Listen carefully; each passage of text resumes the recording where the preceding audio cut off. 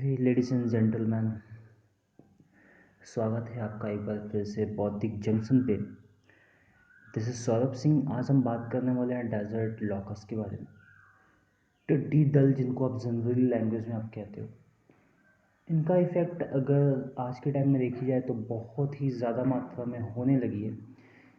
It's been a long time जब ये इनकी स्वार्मिंग होती थी हमारे इंडिया में, लेकिन फिर से ये वापस आ गए हैं। तो ये कैसे आए हैं, इनके क्या प्रोसेस हैं, या फिर कहाँ से ये एक्चुअली आए हैं, उनके बारे में हम डिस्कस करेंगे।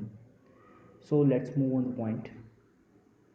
अगर यहाँ पे आप देखोगे तो ये एक निम्फ फेज का एक टिड्डा है, जो बिल्कुल ही जैसे एग से जो डेवलप होता है, बिल्कुल वैसे जो टिड्डे आते हैं उनको निम्फ कहते हैं, और वो निम्फ फेज का है। और ये जब उनसे ग्रो होता है थोड़ा सा आगे, तो क्रिकेट्स में आते हैं। क्रिकेट्स मतलब एक नॉर्मल ग्रास हॉपर, जिनको आप जनरली अपने खेतों में देख पाते हो। ग्रीन कलर के जो टिड्डे होते हैं, बिल्कुल वही होते हैं ये। इनमें और इनमें कुछ खास वेरिएशन नहीं होता, बस वेरिएशन इतना सा है कि ये सॉलिटरी फेज में होते हैं। सॉलिटरी फेज आप सुन के पक गए होंगे कि एक्चुअली क्या है। Solitary phase is nothing but kind of habitat कि वो अकेला रहना पसंद करते हैं।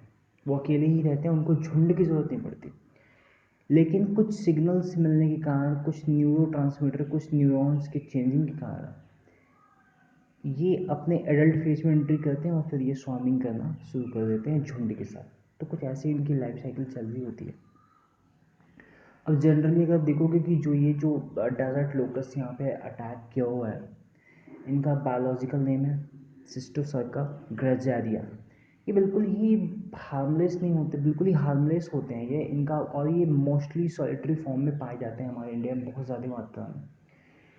लेकिन इनके कुछ बिहेवियर में चेंज होता है जब इनका न्यूरॉन चेंज होते हैं, कुछ स्मेल्स की वजह से, या फिर इनकी स्वार्मिंग झुंड के, जब उनके पास से होकर कि कोई झुंड गुजरता है, उनकी वजह से इनका न्यूरॉन इनको न्यूरो ट्रांसमीटर के थ्रू सिग्नल देता है, और ये बिल्कुल ही ग्रीन कलर के ग्रास होपर से चेंज होकर ब्राउनिश कलर के एक बड़े आकार वाले ग्रास होपर बन जाते हैं। और ये खाली कूदते नहीं हैं, in that condition they can fly even 20 to 30 kilometre per hour के स्पीड से ये ट्रैवल कर सकते हैं। In a day they can travel at least 150 kilometre. वो एक दिन में लगभग 150 किलोमीटर की दूरी ये तय कर सकते हैं। ये अपने सामने आने वाले हर टाइप के ग्रीनरीज को ये अडॉप्ट कर जाते हैं। कुछ भी ये अनबायास्ड है, बिल्कुल ही अनबायास्ड। ऐसा नहीं कि नहीं खाली फूल को हार्म पहुंचाएंगे या फिर खाली फ्रूट्स को हार्म पहुंचाएंगे, ऐसा कुछ नहीं, सब कुछ खा जाते हैं। स्पेशली रेनी सीजन में इनका ये ब्रीदिंग सीजन होता है। रिप्रोडक्शन करने का टाइम इनके लिए फेवरेबल जो होता है, मतलब कि अपनी जनसंख्या को बढ़ाने का जो फेवरेबल कंडीशन है, वो मोस्टली मॉइस्चर जब प्रेजेंट होती है इन्वायरमेंट में, तो मोस्टली जब रेनी सीजन होता है उसी टाइम ये अपनी ब्रीदिंग करते हैं।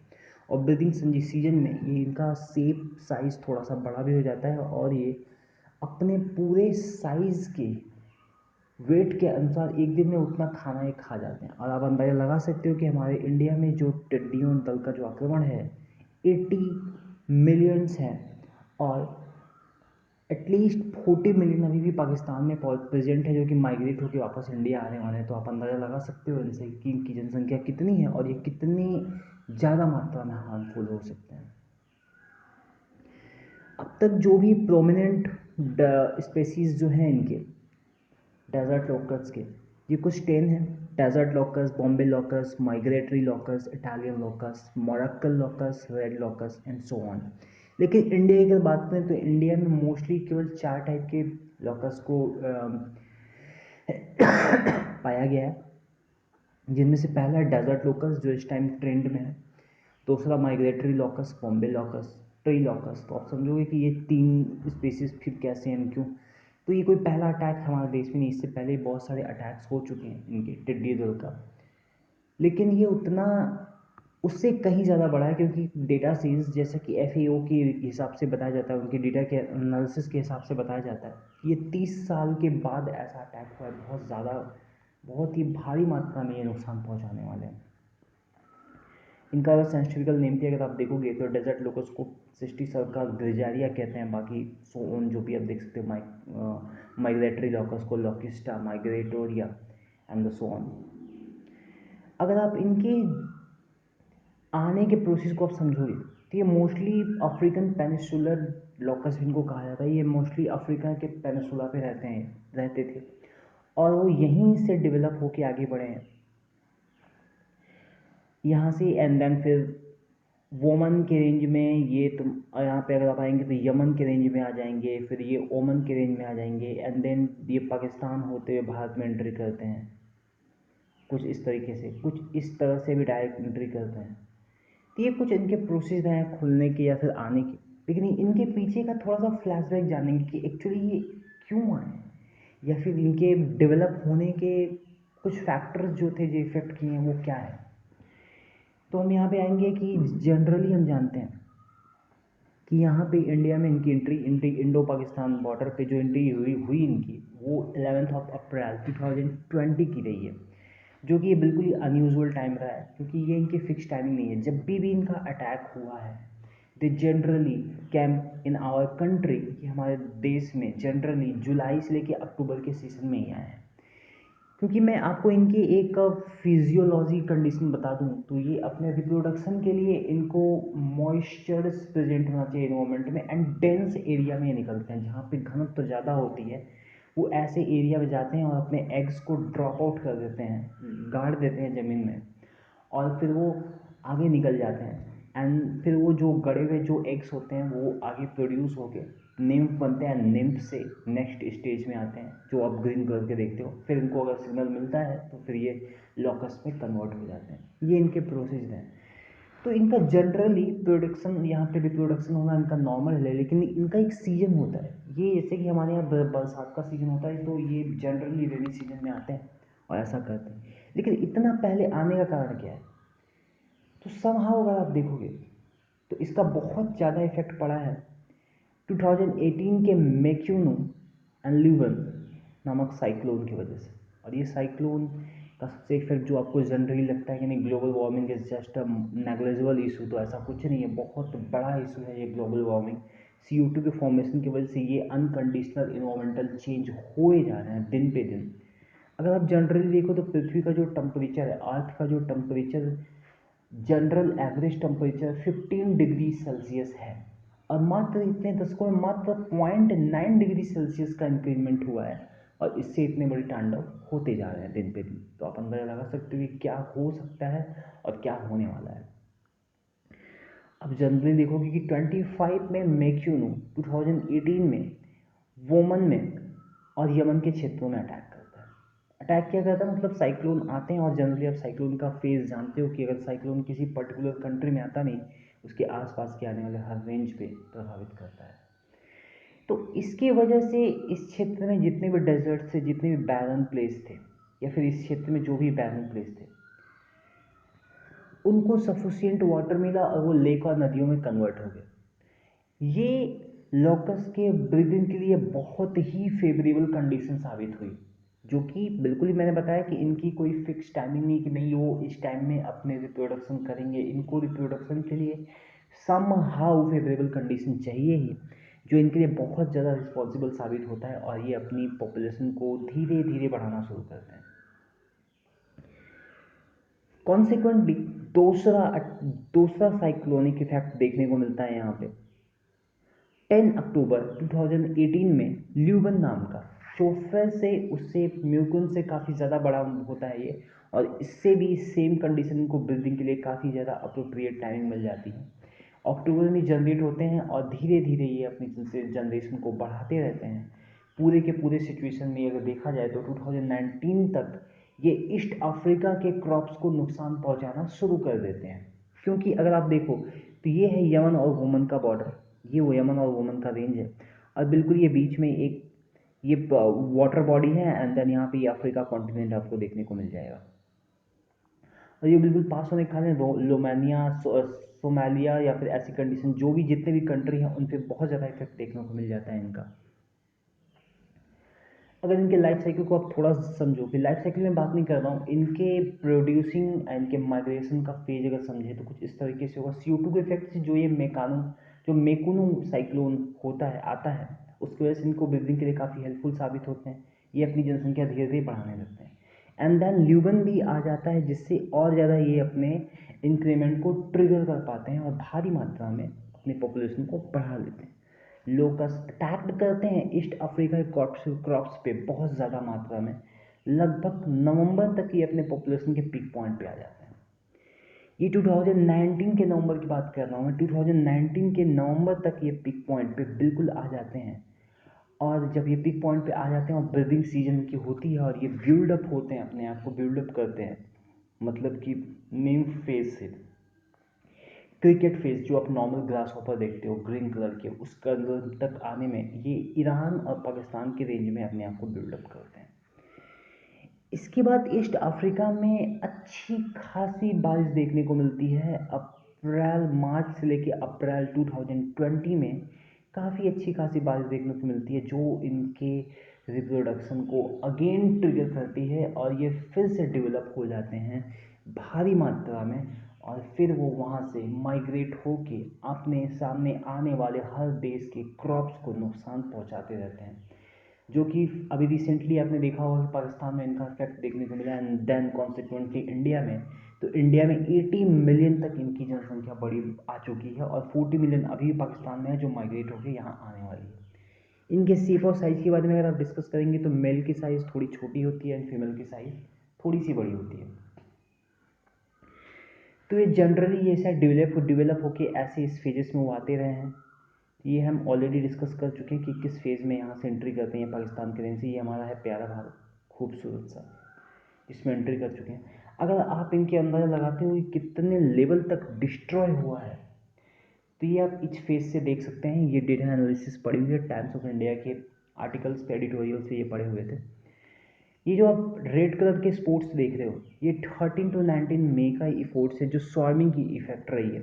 और एडल्ट ग्रुप जो आप देख रहे हो, ये एलोइस कलर में दिख रहा होगा आपको, ब्राउनिश कलर में। ये कुछ इस तरीके से इतना रेंज इफेक्ट है, जो आप जनरली देखिए आपने कि राजस्थान के रेंज में बहुत ज़्यादा इन्होंने नुकसान पहुंचाया। तो हाँ, ये काफ़ी अच्छी खासी नुकसान ये कर चुके हैं अब तक स्टिल। और as per the given idea and the data by the official agriculture ministry की लगभग 2 लाख हेक्टेयर क्रॉप्स अब तक इंडिया में डिस्ट्रॉय किए जा चुके हैं मई के बिगनिंग में ही। अभी नेक्स्ट क्या होने वाला है, 6 lakh hectare of the crops and threaten लगभग 6 लाख को बर्बाद कर चुके हैं। ये बहुत ही ज़्यादा मात्रा में ये अपनी जनसंख्या बढ़ा सकते हैं। और ये हमारे लिए डरावना इसलिए भी है कि ये बरसात का सीजन से बहुत पहले आ चुके हैं, बिल्कुल ही अनयूजुअल टाइमिंग पे एंट्री ले चुके हैं। और बरसात एज पर द रिकमेंडेशन, और हम सबको पता है कि बरसात अगले 1 हफ्ते में रेनी सीजन हमारे देश में एंट्री कर जाएगी। और उस फेज़ में आते ही ये अपने रिप्रोडक्शन को फिर से ट्रिगर करने की पूरी कोशिश करेंगे। और इस कोशिश की वजह से नुकसान सबसे ज़्यादा होने वाला है। और रेनी सीजन में नुकसान इसलिए है क्योंकि ये रेनी सीजन में इनका साइज़ थोड़ा बड़ा हो जाता है, इनकी ईटिंग कैपेसिटी भी, खाने की कैपेसिटी भी काफ़ी ज़्यादा हो जाती है। अपने पूरे बॉडी वेट इतना खाना एक दिन में खा जाते हैं। और तीसरी बड़ी चीज़ कि इनका माइग्रेशन, ये अपना ट्रैवल की स्पीड थोड़े से स्लो कर देते हैं इस फेज़ में, जिसकी वजह से आसपास के एरिया को ही नुकसान पहुंचाते हैं, ज़्यादा दूर ये निकलते नहीं हैं। तो ये लिए इसलिए काफ़ी डरावना सा डेटा साबित आ रहा है। बाकी Indian government must take a befitting step for this kind of issues and disputes। अगर आप इनकी लाइफ साइकिल के बारे में देखेंगे तो ये बायोलॉजिकल पैटर्न है, फिर भी एक पैटर्न समझाते हैं कि ये जब एक फॉर्मेशन होता है, एक फॉर्मेशन से ये अपने ज़मीन में ये खोद के इनके जो फीमेल्स होती हैं अपने एग्स को ड्रॉप कर देते हैं। वो एग्स डेवलप होके निम्फ फेज बनाते हैं और निम्फ फेज से ये फिर ग्रास हॉपर फेज में आते हैं। ग्रास हॉपर फेज से जब इनको सिग्नल मिलता है देन दे कन्वर्ट इनटू लॉकस, और फिर ये स्वार्मिंग करने लगते हैं झुंड के साथ और ये भारी मात्रा में नुकसान पहुंचाते हैं। लगभग 1 किलोमीटर के रेंज तक ये पूरी बहुत ज़्यादा मात्रा में इफेक्टिव होते हैं। और एक अच्छा सा कहानी बता दें इनके बारे में, तो अब तक इनके लिए कोई भी प्रिवेंशन नहीं बनी है, कोई भी रोकथाम के लिए कोई भी ऐसा इक्विपमेंट नहीं बनाया गया है। इक्विपमेंट अभी तक बनाया नहीं गया, ना ही कोई ऐसा स्पेशल केमिकल है। कुछ केमिकल्स रिलीज़ किए गए थे, बताए गए थे पुराने समय में जब इनके अटैक होते थे, लेकिन दे आर बैंड स्टिल। और इनका भी कुछ खास इफेक्ट पड़ने वाला नहीं है, क्योंकि अगर आप जनरली देखोगे सपोज कि ये 1 किलोमीटर के रेंज में अपने आकार को बनाए हुए आ रहे हैं। यहाँ पे ढेर सारे यहाँ पे ये लॉकस पड़े हुए हैं। ये आपका छोटा सा खेत, आप यहाँ पे केमिकल स्प्रे करके ज़्यादा से ज़्यादा कुछ कुछ क्रॉप्स को कम नुकसान पहुँचा सकते हो, बाकी कुछ भी खास इफेक्ट इसका होना नहीं है। प्रिवेंशन का मतलब होता है कम्प्लीटली स्टॉप, इनको समहाउ इनको स्टॉप करना, और ऐसी अभी तक कोई भी इक्विपमेंट्स बनी नहीं है। And Indian government must take the step to develop that kind of equipment और the process so that we can stop them. ये बहुत ज़रूरी है, और क्यों ज़रूरी है वो हम आगे समझेंगे। ये उनके एग से जो उन्होंने ज़मीन में गाड़ रखे हैं, जो यहाँ से ये प्रोड्यूस होते ही जाते हैं, ये उनके एग है। इनकी साइज आप देख सकते हो, बनाना शेप्ड एग है इनके। अब इनके आगे की प्रोसेस अगर आप समझोगे कि ये कैसे ग्रास होपर फेज से लोकस फेज में आते हैं और ये ग्रेगेरियस बिहेवियर शो करने लगते हैं सॉलिटरी की वजह से। सॉलिटरी मतलब एकांत में रहते हैं। जब ये नॉर्मली ग्रास होपर फेज में रहते हैं तो या तो स्मेल की वजह से, या तो उनके झुंड अगर इनको दिख जाती है, या तो उनकी स्मेल मिल जाती है, इनको कुछ ऐसा इंडिकेशन मिल जाता है, या तो इनको उनकी झुंड दिख जाती है, तो इनके बॉडी में इनके न्यूरॉन्स एक केमिकल सिक्रेट करने लगता है, सेरोटोनिन। ये सेरोटोनिन इनको ट्रिगर करता है स्वार्मिंग के लिए, और फिर ये अपने शेप को चेंज करके ब्राउनिश शेप में आ जाते हैं और ये स्वार्मिंग करने लगते हैं झुंड के साथ। तो कुछ यही प्रोसेस इनके साथ चल रहा होता है। एक डेटा एनालिसिस्ट ने ये प्रिवेंशन के कुछ फेजेस डाले थे, जो मेरे हिसाब से कुछ खास रिस्पॉन्सिबल दिखा नहीं, लेकिन अगर आपको लगता है कि they are really responsible then have a screenshot. बाकी ये फेजेस क्यों डरावनी हैं और हमें इनसे लड़ने के लिए क्यों तैयार रहना चाहिए, ये समझने के लिए ये डेटा समझना बहुत ज़रूरी है। कि अगर आप देखो तो 2019 में 50 लाख हेक्टेयर तक का प्रोडक्शन से इंक्रीजमेंट हो के 67 लाख हेक्टेयर फील्ड पे 2020 में हमारा जो हुआ है क्रॉप फॉर्मेशन, मतलब कि एग्रीकल्चर जो ग्रोथ हुई है हमारे यहाँ कृषि में जो ग्रोथ हुई है, वे फ्रिक्वेंटली दिख रहा है 2019 से लेकर 2020 तक। और as per the analysis data, जो भी जिन्होंने भी एनालिसिस करके ये डेटा निकाला हुआ है उनके हिसाब से वो, और आपको भी ये बेहतर पता है कि कोरोना वायरस इफेक्ट में अगर कोई भी चीज़ पे इफेक्ट ज़्यादा नहीं पड़ा है तो वो है एग्रीकल्चर, और एग्रीकल्चर ही हमें इसमें थोड़ा सा स्टैंड करने के लिए हेल्पफुल हो सकता है।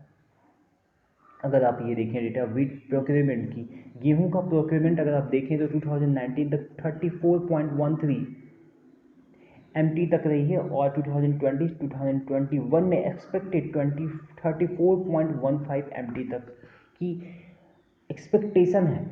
ये उनकी पूरी उम्मीद है कि कुछ भी डूबे लेकिन एग्रीकल्चर हमें पूरा का पूरा सपोर्ट देने वाला है। और एज पर द डेटा से ये एग्जैक्ट डेटा है कि एटलीस्ट 6 महीने तक फूड इन्फ्लेमेशन तो बिल्कुल नहीं होने वाली है हमारे देश में। मतलब खाद्य पदार्थों की कमी तो अगले 6 महीने तक, अब से अगले 6 महीने तक कोई किसी भी प्रकार की कमी कहीं भी एवरेज लेवल पे नहीं दिखेगी, उसके बाद भी दिखने के कोई चांसेस नहीं है। लेकिन फिलहाल इतना तो एग्जैक्ट डेटा है, लेकिन अगर ऐसी चीज़ें होती हैं तो फ्यूचर का क्या होगा वो आप समझ सकते हो। इंडियन फ्रूट गेन प्रोडक्शन आप देखो तो ये डेटा 2018 से लेके 2021 तक है, और टारगेटेड जो है 298 है, और ये पूरा का पूरा राउंड फिगर मिलियन टन्स में है। अब ये एक्सपेक्टेशन पूरी हो पाएगी या नहीं ये तो फ्यूचर बताएगा, लेकिन फिलहाल की कंडीशन देख के ये बहुत ही डराने वाला डेटा है कि इंडस्ट्रीज तो डूब चुकी हैं, अप्रॉक्स डूब चुकी हैं, सर्विसेज का से कुछ खास उम्मीद है नहीं आने वाले नेक्स्ट 2 to 3 मंथ में। तो उम्मीद कृषि से बची थी और इन्होंने भी कुछ ऐसा रूप दिखा रखे। और ये मैं इसलिए बोल रहा हूँ कि 1960 से 2080 तक का अगर आप ग्राफ देखो तो ये है इंडस्ट्री जो 20.8 से इंक्रीमेंट होकर 26.8 पे आया। एग्रीकल्चर 41.3% से लेकर 14.6% पे आया। ये बिल्कुल ही रिड्यूस हो गया इनका रेट, लेकिन इंडस्ट्रियल थोड़ी सी ग्रोथ दिखी और सर्विसेज में भी ग्रोथ दिखी। लेकिन अगर आप ये डेटा देखो 2000 से लेकर 2020 तक तो एग्रीकल्चर 59.7% पे था, लेकिन एक्सपेंड कंडीशन में ही रहा है 39.4%। इंडस्ट्री में भी कुछ ग्रोथ दिखी और सर्विसेज में भी ग्रोथ दिखी, लेकिन as per the corona virus pandemic ये एक्सपेंड होने की पूरी उम्मीद है। और इन्हीं से उम्मीद भी की जा सकती है कि इंडस्ट्रीज़ के बारे में आपको बेहतर पता है कि लघु उद्योग की हालत क्या बनी पड़ी है, और सर्विसेज की कंडीशन इसलिए ख़राब है क्योंकि सारे के सारे मज़दूर वापस आ गए हैं और सरकार ने ये स्टेप शायद बहुत लेट लिया और इसके वजह से इसका बहुत बुरा प्रभाव देखने को मिल सकता है हमें। ये स्टेप जो इंडियन गवर्नमेंट ने अब लिया कि नहीं, इनको ट्रांसपोर्टेशन प्रोवाइड की जाए, इनको जहाँ जाना है वो जा सकते हैं, ये स्टेप आपको 2 से 3 महीने पहले, एटलीस्ट 1.5 महीने पहले ये स्टेप आपको ले लेनी चाहिए थी, जिसकी वजह से जितने भी कोरोना पॉजिटिव केसेस आपको देखने को मिल रहे हैं विलेज साइड में, ये बहुत रिड्यूस हो गए होते। खैर ये तो बात की बात है, ये तो अब जो हो चुका, लेकिन अब इंडियन गवर्नमेंट से ये पूरी उम्मीद है कि एटलीस्ट इसके लिए कोई प्रॉपर स्टेप ले। ये हैं हमारे Suresh Pal, director national institute of agriculture economics and policy research. इन्होंने बोल रखा है कि हमें कोई डरने की ज़रूरत नहीं, क्योंकि एग्रीकल्चर हमारे लिए बहुत ही ज़्यादा सपोर्टिव साबित होने वाला है अगले नेक्स्ट कुछ सालों में। और ये तो इनका ही डेटा नहीं है, ये बहुत से लोगों ने ये चीज़ कह रखी है, क्योंकि आपको पता है कृषि ही हमारे देश का बैकबोन रहा है और ये काफ़ी ज़्यादा अच्छा साबित भी होने वाला है। लेकिन let's see what is gonna be happen. And Indian government से एक बार फिर से ये अर्ज है कि please focus on that point, कि बहुत ही सीरियस पॉइंट है। So thank you for this session and please like and subscribe if you really like this.